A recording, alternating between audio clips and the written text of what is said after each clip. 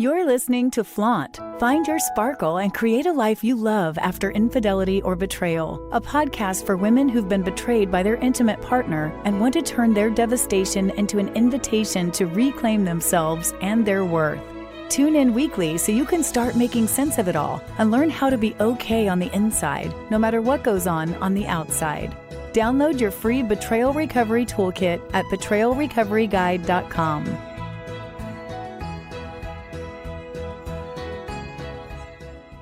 Do you feel totally and absolutely crazy after finding out about your partner's betrayal? If so, you are not alone. Today, we're going to talk about why you feel crazy and how to reclaim your sanity after betrayal. So stick around because this is going to be a really, really great show. Before we get into it, though, what I really want you to know is if you feel like you're totally losing your mind right now, like you're irrational, you're overreacting, you're totally unhinged, you can't control your thoughts, like you're never going to be the same again, I really, really want to reassure you from the bottom of my heart that no, you are not crazy. One of my favorite quotes is an abnormal response to an abnormal situation is normal. And let me tell you, the situation you are in is totally abnormal. It's not something that we, quote, should ever have to deal with. It's not something that we can just gracefully float through. You were in trauma. And having an abnormal response and feeling absolutely crazy, like you're losing your mind, is 100% normal. So take a deep breath in, breathe out. Realize that what you're experiencing, what you're feeling, is what you should be experiencing. And it's what you should be feeling. I'm going to show you how and why trauma impacts your body, your brain, and I think most importantly, your spirit. And we're going to talk about how you can stop feeling crazy, how you can start reclaiming clarity and calm on all fronts so you can feel grounded emotionally, spiritually, energetically, but also practically speaking, we're going to talk about how to ground you legally as well. Because as you know, the implications of infidelity and betrayal are far reaching, not only on you, but on your family, on your career, on your future.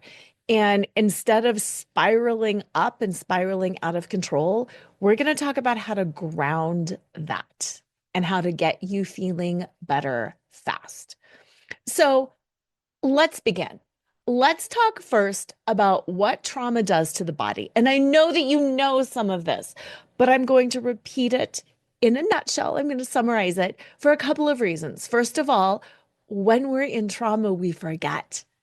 Have you ever asked your partner like the same question maybe 400 times in a row? I know, I did that too, because we forget, because we think, well, maybe I'll hear it differently the next time. When we're in a state of trauma, we can't ground in and remember everything. So we literally feel like we're losing our mind because we are, and we can't remember. So that's why I'm going to give you this quick little summary so you can remember. Whenever we're in trauma, it hijacks the nervous system. It sends us either into a state of fight. I gotta fight you. I'm gonna do something. I'm gonna win.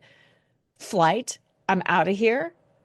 When I first found out about my partner's infidelity, he packed a box and was out of here. And I was like, wait, what? You're just leaving like that?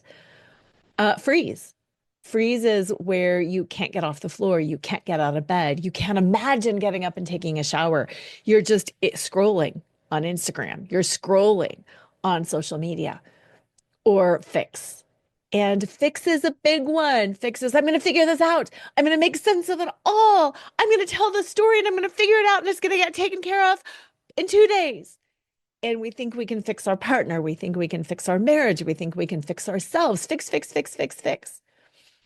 So many of the women that I work with get stuck in that state of fix, desperately trying to make sense of it all, to repair their marriage, to change themselves, to do anything to stop the pain.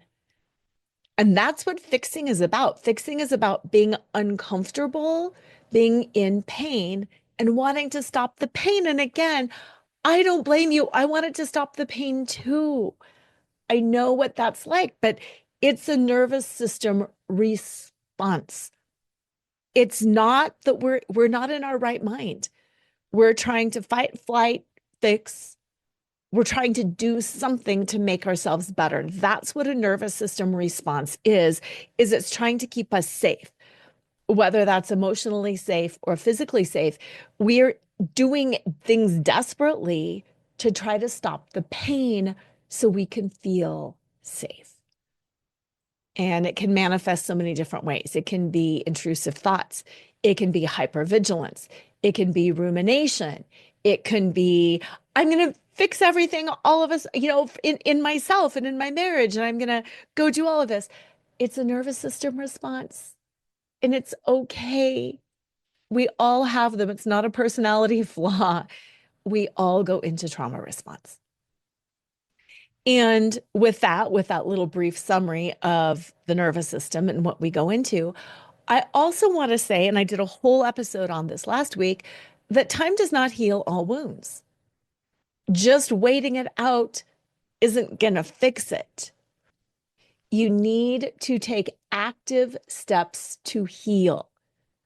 Healing from betrayal is not passive. It's active, it's intentional. You need to make intentional choices to rewire your nervous system to calm and soothe and smooth. Intentional choices to heal. And then going beyond that, intentional choices to reclaim your identity, to make empowered decisions going forward, to make all of this pain worth something. Because to me, that is the biggest part of it. Let's make this worth something. Let's not just heal and put a Band-Aid over it and to go back to where we were. Let's launch. That's why you're here. That's why I have so many followers, because so many of us realize the power of betrayal, the power of the catalyst that is betrayal, that lights that fire under us, that gets us out of the ho-hum, everyday, compressed, struggling life that we've been into. And it really empowers us to find our greatness. That's why I'm here. And that's why I think you are here too. So with that little summary, let's go into some tools to reclaim your sanity, because we've already established that you probably feel crazy, that it's normal to feel crazy, and that the reason why you feel crazy is because you were in a trauma response. So now let's figure out the what to do to get you out of that trauma response. I'm going to start with some emotional tools, because until we are grounded emotionally, we are not able to start figuring out the legal aspects of things to keep ourselves protected. We're not able to go into the higher realms and figure out the spiritual lesson. We need to start with the emotions, because the emotions are overrunning us right now. We are flooded with emotion right now. Okay, I'm going to give you two tools, two techniques. One of them is the 5-4-3-2-1 sensory method. And this is just identifying 5 things that you can see around you. I see a tree. I see my St. Michael statue. I see my water bottle. I see my Sekhmet statue. I see my camera. And yes, I see my microphone. So these are 5 things that I see. When you find you are out of control, when you can't stop, when you are just there, Ground into your senses. You have five senses. What are five things you can see? I always start with sight because, well, a couple of different reasons. It's easy to identify five things. We do tend to see things around us, and the movement of the eyes looking around to find things can really stimulate and trigger the brain, and it can bring you into a sense of calm. So start with the eyes. Our next most common sense that we are used to is sound. And you know what? Let me tell you, this is a harder one. What are four things I can hear? I hear my voice. I hear there's the blower on the fireplace behind me. I hear some footsteps. My animals are running around and I hear some of their footsteps. And then I get a little lost. What is something else that I need? What can I hear? And then I have to do that strain. And that straining is actually really good. It's like, can I hear my own breath? Can I hear a car on the road? What can I hear? And it gives you that pause. So you start with the vision, you go to the auditory. And then on three, two, one, you don't, the order on any of these don't really matter. Don't get hung up in, oh my gosh, I started with what can I hear? And it should have been what can I see? It doesn't matter. You just know you have five senses. Figure them out. It can be three things that I taste. I'm tasting my coffee. I can taste the cream in that. I'm tasting water. It can be, what do I smell? And the thing is about this, it's not about necessarily what is there. I keep, and I'm pulling it out if you're watching the YouTube on this, I keep an essential oil roller next to me. I keep several essential oils next to me. Why? Because I use this sensory method. Because when I need to reground, I reground in myself and in my senses. What can I hear? What can I see? What can I taste? What can I smell? And the other thing is, what can I touch? And this is a really good one too. You can start with this. The texture on my pants, I can touch that. The texture of hand lotion on my hands, that's a great one because you've got the smell of the lotion and you've got the texture. It's the texture of my skin. I'm actually feeling the back of my hands right now, and they feel really smooth because I did a little sugar scrub this morning. It feels more smooth than usual. So then it sends me into that thought pattern. Oh, my hands are more smooth than usual. And then I can tell the difference of the different skin on my body. And it sends me into a memory of this morning. And it was a Bath and Body Works sugar scrub, and it had a really good smell. So you can see how using this 5, 4, 3, 2, 1 sensory method really pulls you back into yourself. What can I see? What can I hear? What can I smell? What can I taste? And what can I touch? And again, the order doesn't matter. 5, 4, 3, 2, 1. What are the things that you can sense? That is the first tool. The second tool that really grounds you back into yourself is your body. Cross your arms, cross your midlife. Give yourself a hug. And you might be rolling your eyes right now, being like, Laura, are you kidding me? Give yourself a hug, blah, blah, blah, blah, blah. Yes, here's why. Reason one, you're crossing the midline. Reason two, you're giving yourself deep pressure. You're squeezing your arms in at your chest. So you're feeling that pressure on your chest. You're giving yourself deep pressure on your arms. Deep pressure calms and soothes the nervous system. My kids had some sensory integration stuff when they were little. Deep pressure always calmed them. It brings us out from those obsessive thoughts that are swirling all around us, and it brings us into our bodies. So squeeze, hug yourself. Move up and down your arms. Press your legs. Press your hands. Press from the crown of your head down. Push in with your fingers on the side of your head. Give yourself deep pressure. This self-holding, this deep pressure really reminds us that we are a body, that we are an embodied body. We are in our body. We're not in the future. Will he cheat again? Oh my God, oh my God, oh my God. We're not in the past. Look at what he did. We are in our bodies in this moment. And some people don't like that deep pressure. Try it. See if it's calming and soothing. And I mean deep pressure. Squeeze your forearms. Squeeze your upper arms, hug, compress, push your legs, push gently in your belly.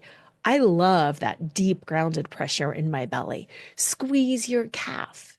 Just give yourself, you know how you do like the body scan? Give yourself, instead of a body scan, give yourself a whole deep pressure compression scan. And if you're like some people and you don't like that deep pressure, which is fine, some people don't, do like a little fingery, feathery tapping and just do a little tickle.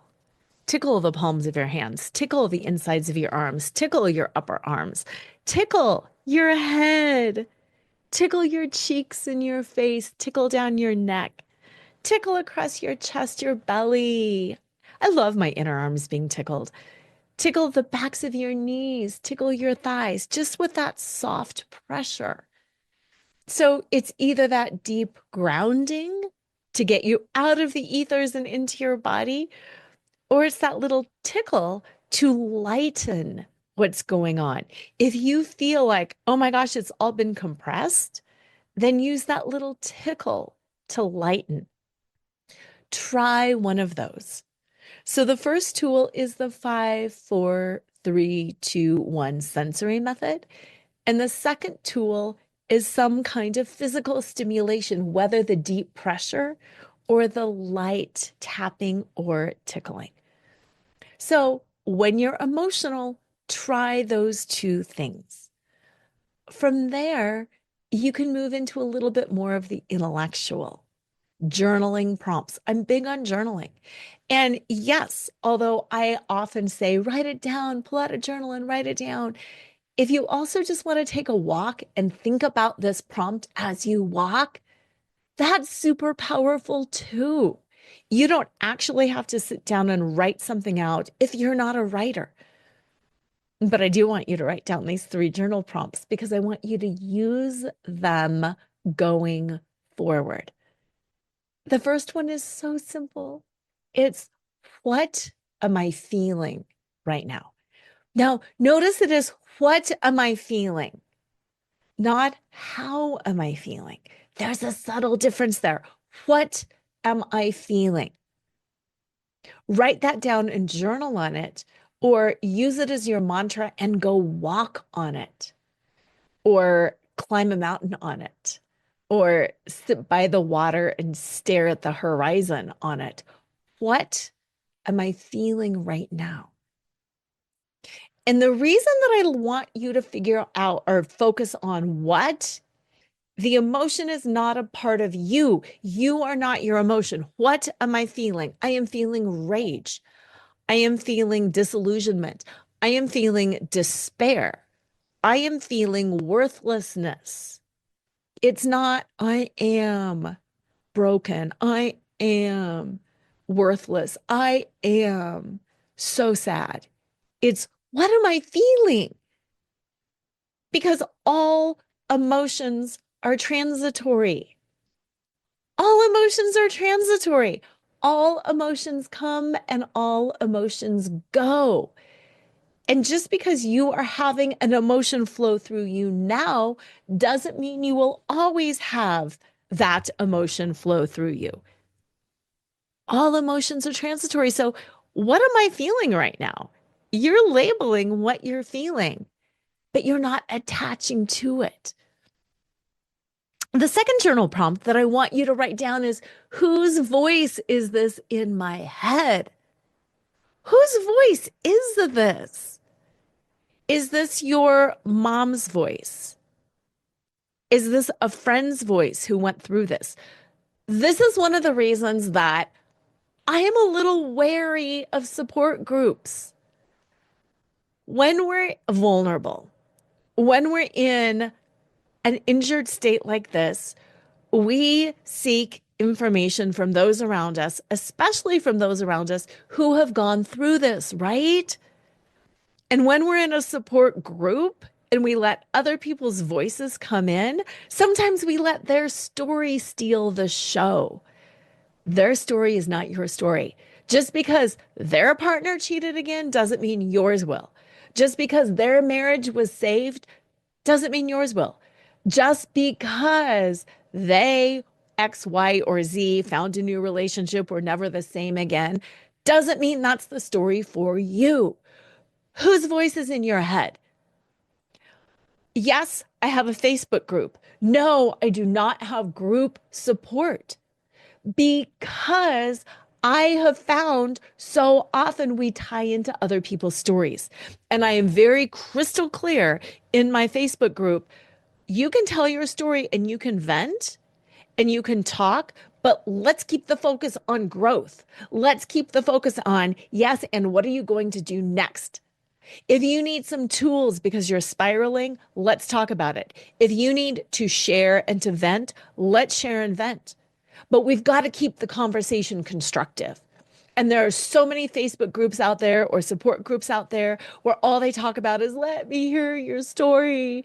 And oh my God, this happened to me. And oh my God, be afraid, be afraid. What about this? What about that? That is not helpful. That is not helpful. It is not helpful to catastrophize things. Should we be aware of what possibly could be coming? Yes. I like to say the train is going to go by. You have two choices. You can ignore the train that is coming straight at you, or you can look up and see, hey, there's a train coming straight at me. Maybe I should step off the tracks. It's important to be aware, but also as you're walking down the tracks, if you're just hyper fixated on the train that might be coming in front of you, you might ignore that the train is coming from behind you. So, how do you have that awareness? And how do you stay grounded? Oh, yeah, using the 5, 4, 3, 2, 1 sensory method. Oh, yeah, by giving myself deep pressure or by giving the tickling. How do I stay aware? Oh, yeah, by working with a competent trauma certified coach. Oh, yeah, how do I protect myself? By understanding my legal options. How do I move through some of these overwhelming emotions? Oh, yeah, by maybe journaling about it. By identifying the voice in my head. Is this voice in my head somebody else's? Am I taking their story or their situation, their fear, and making it mine? Or is this voice coming from inside me? Is this my intuition? Is this my higher self speaking? Is this my wise self speaking? Or is this my terrified inner child speaking? Whose voice is this in my head? And just like when you identified what am I feeling right now, not how am I feeling, what am I feeling? When you identify the voice in your head, there's no judgment around it. I know early on the voice in my head I was in a Facebook group that was really, really focused on leaving the cheater. The voice in my head was on leaving the cheater. That was not beneficial for me. That was their voice. That was somebody else's story, somebody else's experience. That's not where I was at. And it was hurtful to me. I needed to clarify whose voice I was hearing, and I needed to ground back into my own voice. Now, the third thing that I want you to write down, the third journal prompt, walking prompt, lay in bed and ponder prompt, stare out at the water prompt is, what do I know to be true? What do I know to be true? Because when you feel crazy, this show is all about when you feel crazy. What do you do to ground back into the truth? You ask yourself, what am I feeling? Whose voice is this in my head? And what do I know to be true? What do I absolutely know to be true? You know what? Even though I feel worthless in this moment because I am having feelings of worthlessness, I know I'm worthy. Really, at a core level, I know I'm worthy. I know I'm kind. I know I'm compassionate. Even if people are misunderstanding me, I know that I try. I know that I've got love to give. I know that I'm good in relationships. I know that I'm attractive. I know that people have wanted to be around me, and that they have fun hanging out with me.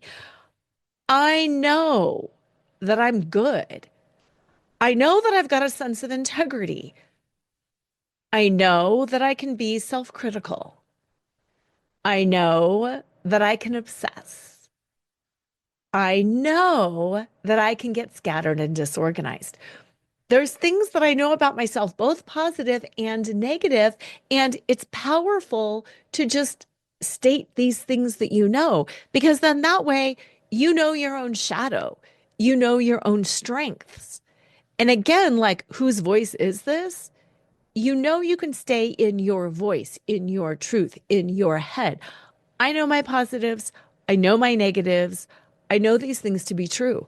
I also know that I'm a survivor. I know that I can get through this. I might not want to get through this, but I can. So, those three questions, the reason that I wanted you to write them down is so you have something to come back to so you can remember, what am I feeling right now? Whose voice is this in my head? And what do I know to be true? And again, that's why I am not a huge fan of group support, because so often we can get into somebody else's story. Okay, so we are talking about the emotional tools to reclaim your sanity. 5, 4, 3, 2, 1 sensory method, squishing deep pressure or light pressure, journaling prompts, those three. The other one that I really want to talk about is how to interrupt those loops that we get in our brains. How do we stop obsessive thoughts? I have an amazing workshop on interrupting obsessive thoughts. And it comes with this amazing worksheet that helps you interrupt obsessive thoughts. It's the cognitive reprocessing worksheet. So I'm going to link that in the show notes and you can go deeper on this. But the 3 tips that I'm going to give you right here, right now on interrupting obsessive thought loops are: number 1, name it to tame it. It sounds silly and you will feel silly doing it. But when you've got a thought loop going on, when you're on a crying jag and you can't stop, name it. I am obsessing over. And you might be like, I know what I'm obsessing over. I know. But when you name it, it breaks you out of the emotion and it moves you back into the thinking part of your brain, and it helps you stop obsessing. I am obsessing over not being young and thin enough. I am obsessing over whether he really loved her, whether he loved her more than me. I am obsessing over, am I ever going to get my sanity back? Name it. The second thing, the second part of that is create a mantra that is on the other side of that thought loop. What is on the other side of that? What is the goal? Where do you want to be? I want to feel confident and secure enough in my beauty, in my sexuality, in this heart-centered connection that I have with my partner. What I want on the other side of that is to feel beautiful and powerful and worthy and sensual. Label what it is that you want. And then you can affirm that for yourself. I am beautiful. I am worthy of being cherished and beautiful. and loved. Another thing to do is to have the mantra of, I can't control the past. I can't control the future, but I can control my thoughts now. And now I choose to think about the beauty that I am, the connection that I have with my friends, with a sibling, with my children, and to focus on all of the things that you do have right now. I can't control the past. I can't control the future. What can I do to feel beautiful right now? What can I do to feel worthy right now? What can I do to increase my own spiritual power awareness? How can I feel desired by myself? How can I feel worthy? What can I learn? What can I lean into? What can I do to cultivate all that I want in the future? And yeah, I'm not going to lie. So many of us are like, I've got to change my body. I've got to change my body. Oh my God, I've got to lose 1,000 pounds and tighten up. And sure, maybe this is a catalyst to start honoring your body more. Maybe this is a catalyst to lean in to sexuality in a beautiful way, in a spiritual way, in a divine sacred union way. Maybe you've always been interested in that, but you've never really known what that meant. Maybe now is the time to honor the goddess within, whatever it is for you. Maybe it's about learning about yourself and your sensuality and your sexuality. And let me say, sensuality and sexuality are different. So interrupting those thought loops by doing something instructive for yourself.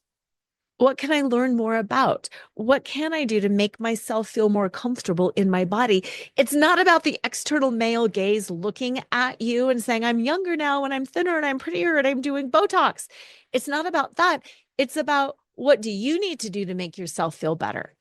Maybe Botox will make you feel better. Maybe losing 10 pounds will make you feel better. Maybe getting stronger will make you feel better. Do it.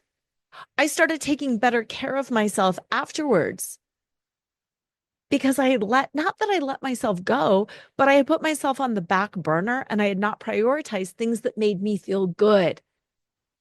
What makes you feel good and beautiful and powerful? Do it. And that leads me into something really, really important to talk about. And that's that layer of what I like to call secondary betrayal. When we have obsessive thought loops going on, oftentimes they are looping because they are reminding us of the secondary betrayal. They are reminding us of the ways that we betrayed ourselves in the past by doing those things that I just said, by not prioritizing our health, our well-being, our happiness, by just thinking, yeah, I'll deal with that later. Yeah, I've got other things that are more important. I'll work out later. I'll take care of myself later. I'll enjoy my life later.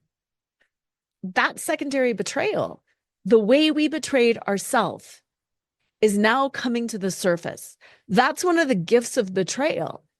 It brings to light all of the things that we let go of along the way, all of the ways we betrayed ourselves along the way.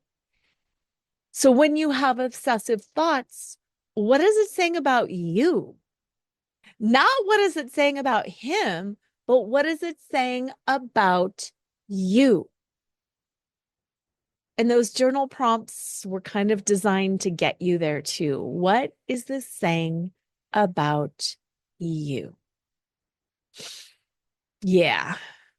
And that's the deep work that I passionately love doing one-on-one with my clients, helping them see, what is this really about? You know this. I love to say betrayal uncovers the truth. not only about your partner, but about yourself, about all the things you let go of along the way, about all the ways you didn't prioritize and love and lean into yourself. I know, I know. And then the very last tool that I want to talk about that you can use to reclaim your sanity. We did the grounding techniques, we did the journaling, I've got the interrupting thought loops. The last one is doing something somatic. Yes, thinking is helpful. Yes, it's very helpful, but so is doing. Doing something is healing, especially if you're in that fight or that fix mode. When we're in the fix mode, we want to do something. We think if we Google obsessively, if we listen to every podcast, if we read every book, if we show up to every therapist, I can fix it. I can fix it. I can fix it. Fix energy wants motion. Fix energy wants motion. And you can't fix this in a day or a week or a month or sometimes even a year. So what do you do with that extra energy? It wants motion. Move your body. Move. You know, I'm big on dancing, sacred dancing, somatic processing, but shake, dance, move, cry, yell, yell into a pillow, close your windows and yell, get it out of your head, move, do something, cook, clean. Cleaning is a great way to move energy. When I work with people one-on-one, they have access to me 24/7 through the Voxer app, which is like a walkie-talkie app. And I'm always telling them, when you wake up in the middle of the night with obsessive thoughts, get on your phone and start sending me a message. Get it out, get it out, get it out. When you're speaking it out, not only is it coming out of you in the form of words, but you're also hearing it. So then you can kind of check yourself and be like, oh, that's interesting. Oh, that makes sense. Ooh, that makes no sense at all. What's going on? So do something. Clean, cook, organize, run, destroy something. It's okay to destroy something. Tear something up. Smash something up. Wear goggles if you're going to smash something. Go to a rage room. Go bowling and huck the bowling ball around. Like, there are so many things to do. Bow and arrows. That's fun. Sports. Smash a pickleball. Do something. And those are my best tools for you to use when you find yourself feeling crazy. Because the energy of crazy is this tangled up mess, and it's about untangling it and creating something, creating a straight line so you can go from crazy to sane. So you can go from chaotic to calm. So you can do, it's that whole from and to, and you want to make sure you are doing that. So these are the tools that you can use. Okay, so we've summarized why you feel crazy. Hello, because you're in trauma. We have given you some tools to use to make you not feel crazy. And now what I want to go into for this third part is I want to talk about legal, logistical, logical grounding. I want to talk about the things that you can be doing and should be doing, quite frankly, to help you not feel crazy. Part of the reason that you feel crazy is because you don't know the future. And I know we can't predict the future, and it's very unfair that we can't predict the future. But there are things that we can do in the here, in the now, that will make logical, legal sense. And before we go into that, I want to stop and give a little plug for my Betrayal Recovery Guide. When you download the Betrayal Recovery Guide at betrayalrecoveryguide.com, you also have the option to download my Betrayal Recovery Toolkit. And in the toolkit, and yes, that is a paid upgrade. It's only $47. But what is in that paid upgrade is your essential legal and financial checklist.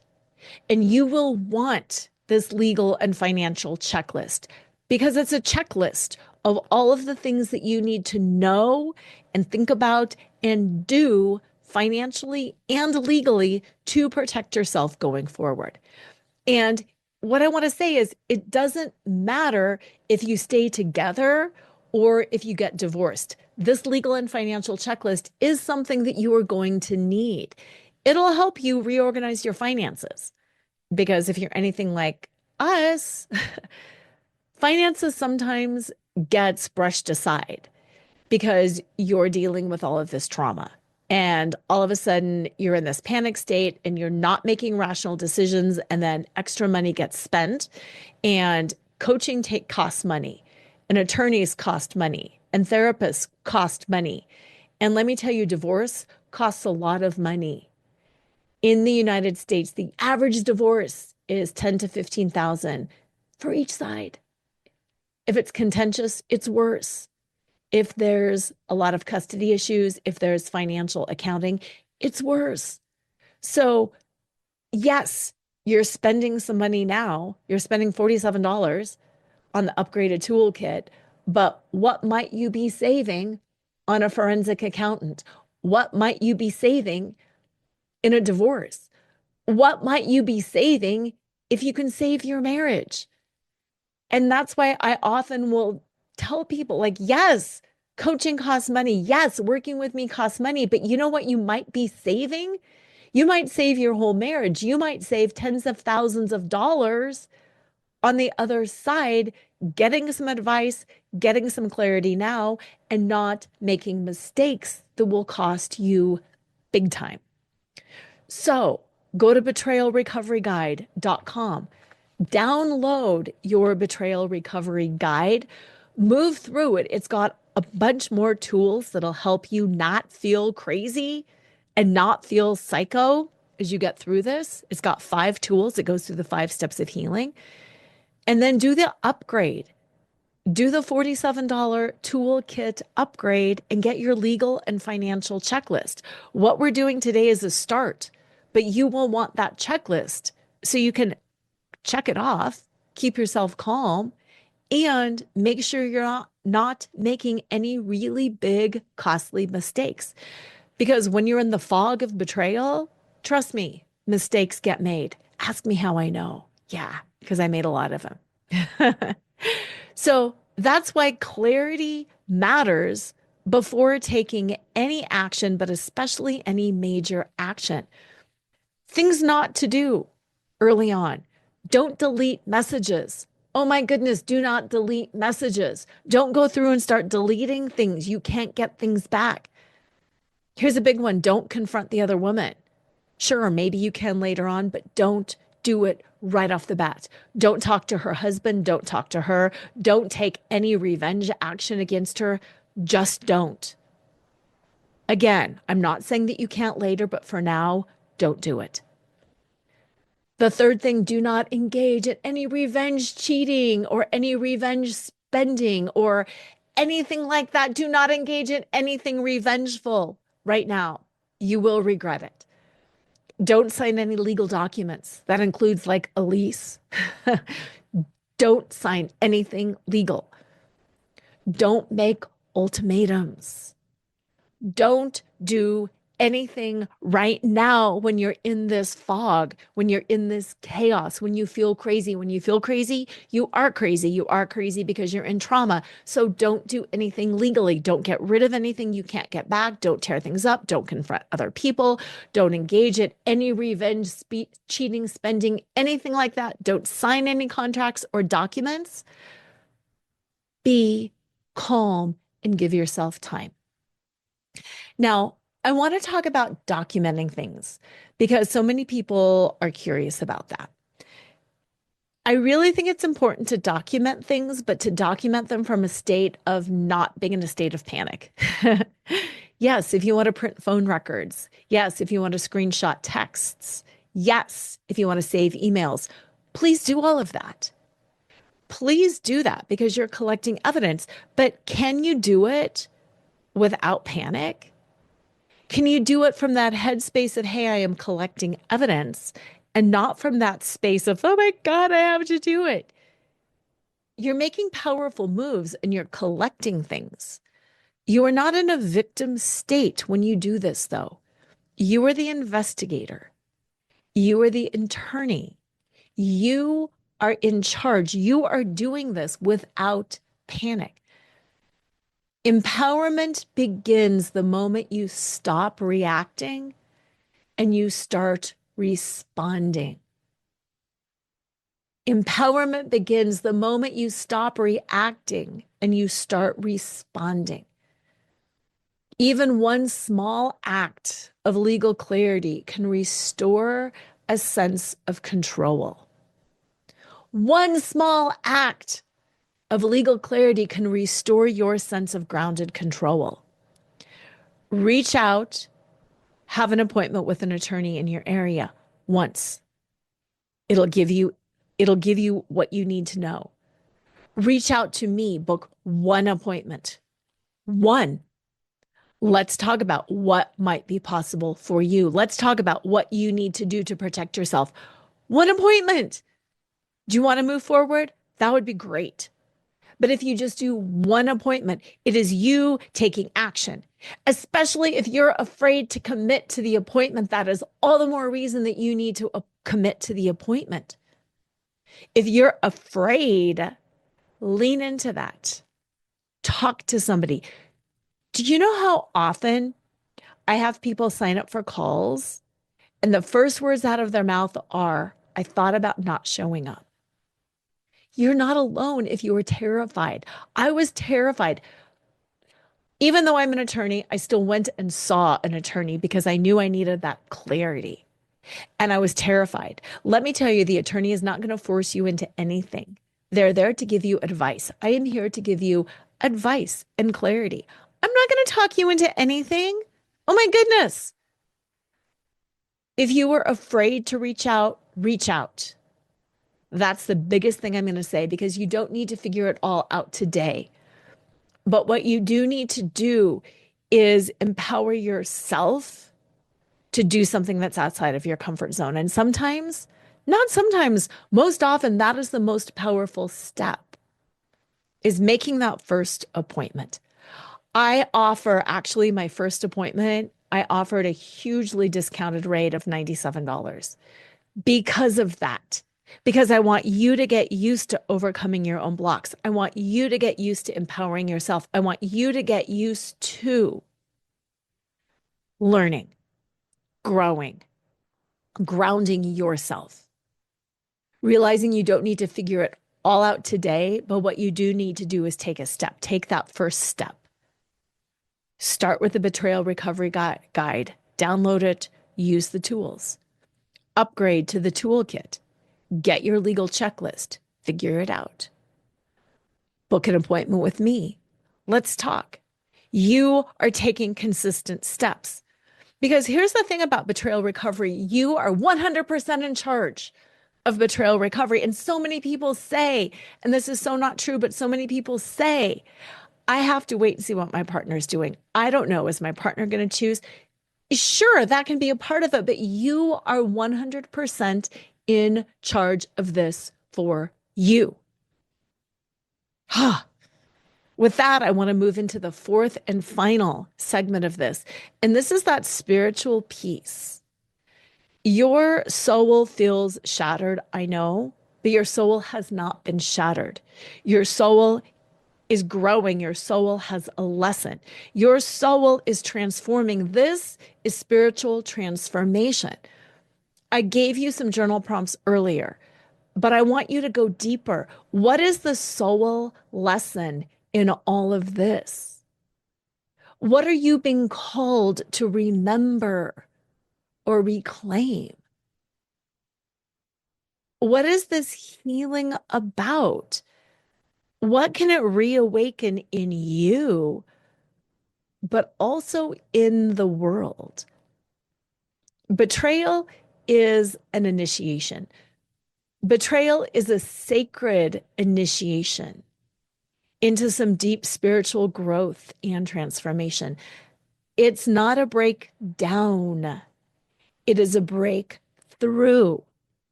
not only for you, but for every woman who came before you and for every woman who is going to come after you.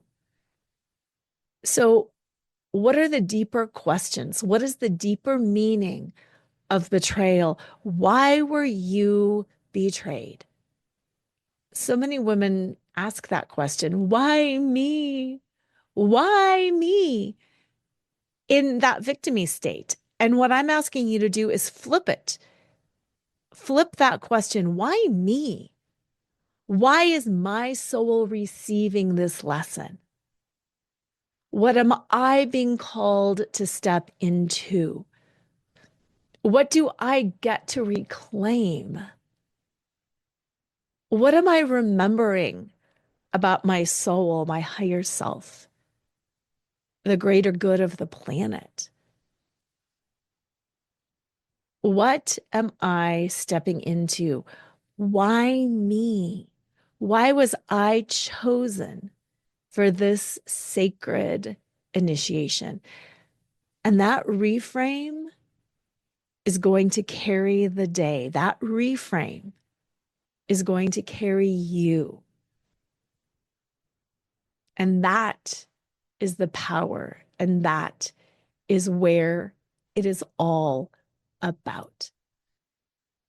Now, before we close out the show, I want to tell you what I feel the most powerful about. I really feel that the tragedy of betrayal, the real tragedy of betrayal, isn't the cheating itself. It's not the betrayal. It's when we let that betrayal define us instead of redefining us, instead of letting that betrayal refine who we are at that soul, at that spiritual level. It's when we survive instead of moving into that next level and rising. The tragedy of betrayal is survival, not raising ourselves, because betrayal will shake us to our core. It will absolutely break you open. But in that being broken open, that's the invitation. That's the invitation to come back home to yourself, not the self that you were before, not the marriage that you were before. This is coming home to your soul, to your truth, to the version of you that you were always meant to be, to the self that carries the wisdom forward from this wounding, from these wounds. Betrayal is asking you to stand in your presence, in the sovereignty of your own soul, and to transform who you truly are.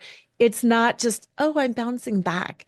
This is elevating and rising anew, rising above, going beyond all of that. This is making you wiser and stronger and softer and more self-honoring than ever before. We talked about that self-betrayal. This is about coming home to how wise and beautiful and sacred you are and what you deserve, because you deserve so much more than just healing from betrayal.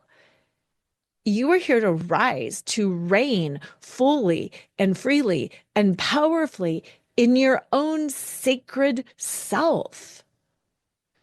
This is about going from that compressed into the flaunt. It's all about the energy of flaunt, the expansion, the sparkle, the joy. So, what are you going to choose? Are you just going to heal from betrayal? Or are you going to heed the call? Are you going to flaunt? Are you going to get stuck in the why me? Or are you going to elevate into the why me? Why me? What do I have? What do I receive from all of this? I want to remind you one last time, you're not crazy. You're not broken. You're not alone. You are becoming, you are heeding the call. You are making that choice right now. Do I just heal, or do I move into the fullest expression of everything that I am capable of being? Do I own this? Do I use this as a catalyst and rise? Start with the Betrayal Recovery Guide, betrayalrecoveryguide.com. Upgrade to the toolkit, and then reach out and let's connect. Let's connect. Let's talk about what is on the other side. Let's talk about the why you? Why were you blessed with this? Why were you initiated into this? You don't have to fix it all today. You just have to take one step. And then the next step. And then the next step. And when you get stuck on what is that next step, I'm here. Betrayal may have broken you open, but it's in the breaking that you are birthed into the highest version of who you are. So, as usual, always remember to flaunt. Even when you're feeling crumpled, always remember to flaunt. That is your birthright. To flaunt who you are, to flaunt how you are, to step into that joy, to step into that power, and to always flaunt your truth. Because who you are is always more than enough.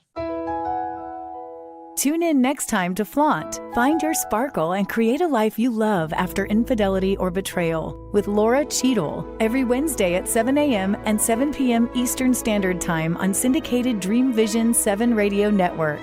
Uncover the truth of what's possible for you on the other side of betrayal and develop the skills and strategies necessary to embrace the future and flourish today. Download your free Betrayal Recovery Toolkit at betrayalrecoveryguide.com.